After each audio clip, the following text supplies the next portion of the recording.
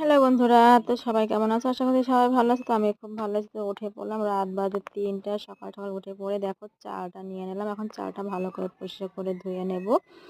ধুয়ে নেওয়ার পর দেখতেই পাচ্ছি এখানে কিন্তু মাংসটা কিন্তু বেশ সুন্দর করে তেলে ভেজে নিয়েছি।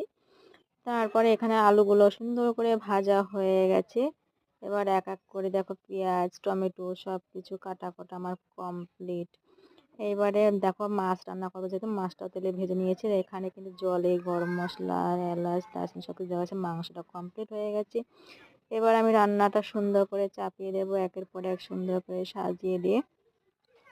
তো ফাইনালি আমার কিন্তু ভাতটা হয়ে গেছে, এবার মাংসটাও কিন্তু কমপ্লিট রান্না হয়ে গেছে। এবার সুন্দর করে সব কিছু সাজিয়ে গুছিয়ে দিয়ে সুন্দর করে বসিয়ে দেব।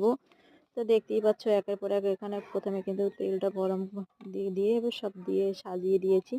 দেখো কেমন লাগছে অবশ্যই একটু বলো, ঠিক আছে? তো আমার কিন্তু সমস্ত দিয়ে সব কিছু সাজানো গোছানো হয়ে গেছে। এবার ঢাকনা দিয়ে দেবো, ঢাকনা দিয়ে এবার চুপ করে বসিয়ে দিলাম।